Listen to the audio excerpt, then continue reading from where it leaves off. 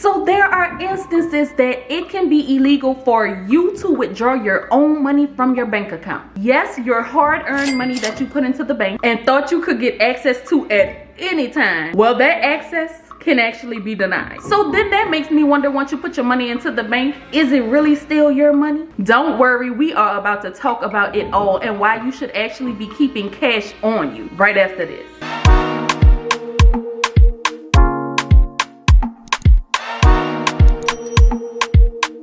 What's up, guys? This is Monique and welcome back to the channel. I am back with the news that you can use, but first, if you are new here, hello, bonjour, hola, konnichiwa, shalom. Thanks so much for stopping by, but don't just be a stranger. Go ahead, hit that subscribe button and join the family, because here we go everywhere in life together and all we do is win. Also, do me a huge favor and hit that like button, because your like helps this info to get out to more people, and we definitely need it right now. So lately, I have been seeing a lot of videos floating around talking about how people are actually having a hard time getting their own money out of the bank. Some people said they had to even go as far as to sign contracts to access their money. And in recent news, I don't know if y'all have heard this, but in Canada, the government has frozen some of the consumers' bank accounts. So with all of this stuff that's just going on right now, and especially with the economy, it just makes you wonder, is your money really safe in the bank? And should you be keeping cash on you? Now, I did a recent video talking about the banks, and when I say banks, yes, I mean credit unions too. But in that video, I talked about how banks and credit unions do what is called fractional reserve banking, where they only have to keep a certain percentage of your deposits on hand.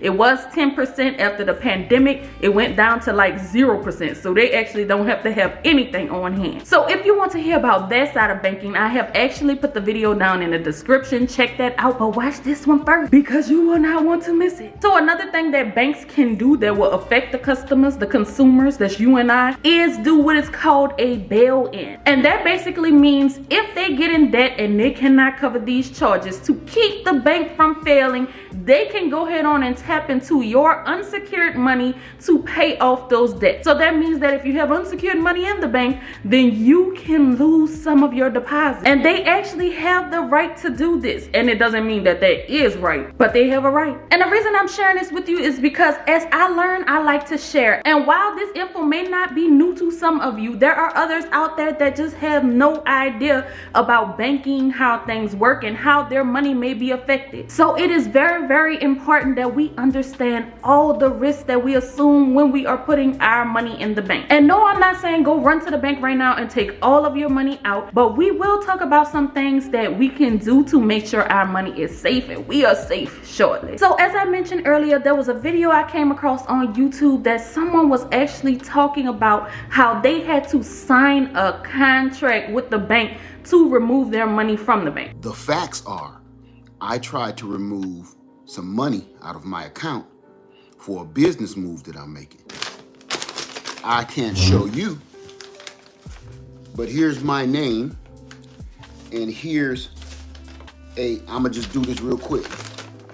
A contract with my signature on it for me getting my own money out of the bank. Now, I will say this much about it, and this is something I want us all to be aware of in case you have no idea. When you put your money in the bank, there is a lot required on your half of things, and there is a lot required of the bank to do. So there's actually a law that says anytime there is a cash transaction over $10,000 that occurs, then there's a lot of paperwork that the financial institution and you as a customer have to fill out. And the law that actually requires them to report this transaction to the IRS is called the Bank Secrecy Act. Now, you could have a long-standing relationship with your bank. Y'all can be considered family. They could even invite you to the Christmas party, call you by name every time you come through their door. They know all of your kids, your mama, your daddy. But when you go to the bank and you request those $10,000, things will quickly change. There will be a trigger to report you to the IRS.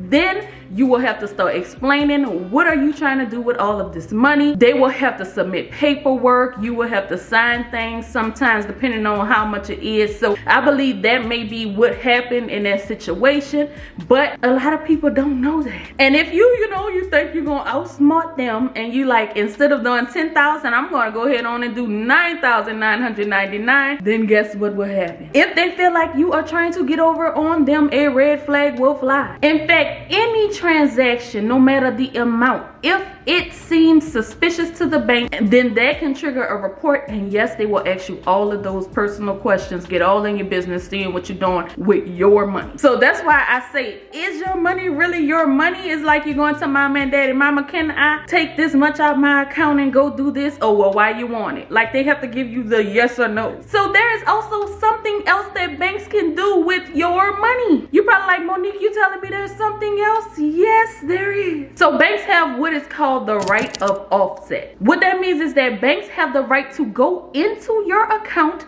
take your deposit, and pay off a debt that you may be late on or delinquent in. So let's say you have an auto loan through a particular bank, but you also have a checking account with that same bank, and things seem to happen in life where you get a little bit behind. That bank can actually go ahead on and say, let me catch you up because I see money in your checking account. They can take your money out and cover that late payment. And guess what the thing is? They do not have to give you a heads up. They do not have to tell you about it. So I thought those were just interesting things that I wanted to share. Like I said, a lot of people may already be familiar with it, but some are not. But let's get into like things that we can do now to start protecting our money if we should take our money out of the bank. See, I am the type of person that think about a lot of different scenarios. What if I need access to my money and I can't get to it? There has been a lot of cyber attacks going on. So what if these people decide next, okay, I'm going to go ahead on and attack Monique's bank and online banking and ATMs, and at that point everything is black, it don't even look like I have money. Then what would I do in that situation? What if for some reason I just cannot access my account? For those reasons and many, many more,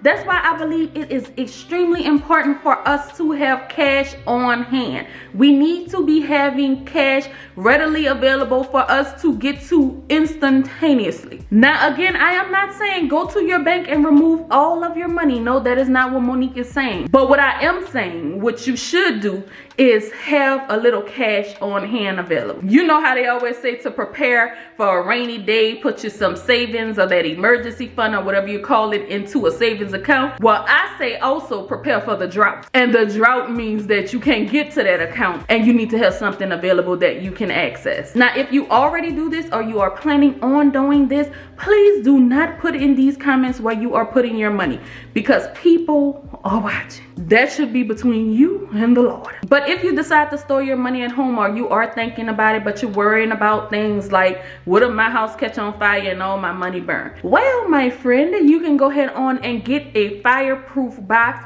where you can store all of your documents. You can store some money so that in case that happens, which we hope it does not, then you will be prepared and your money will come out intact. And a lot of people may be worried about, well, what if somebody breaks into my house and try to steal this money? You should ask yourself everything when it comes to your funds and what is best for you to do. And guess what? Nobody knows your house like you, so you can find some really creative hiding places that people can't get to. And one more thing I wanted to talk about that we should be doing with the remainder of our money, whatever money we decide to keep in the bank, is something that's extremely important, and that is to spread your funds out across multiple banks. Because what if something happens with one particular bank and you put all your money into that bank and you have no access to it? Then what's going to happen? Or even in situations where, you know, there's a lot of scams going on lately and people are getting into accounts and using cards. So in those cases where someone may have accessed your account, maybe they have to freeze the account for some particular reason, you will have other accounts that you can fall back on while you get all of those things squared away. So those are two of the biggest things that you can do right now. Again, keep cash on you and make sure whatever you do keep in the bank, make sure it's spread out across multiple banks. So I hope that you found this helpful. I just wanted to share some information that I came across. I thought it was very interesting. So if you have not liked this video, go ahead on and like it for me. Also subscribe if you have not done so.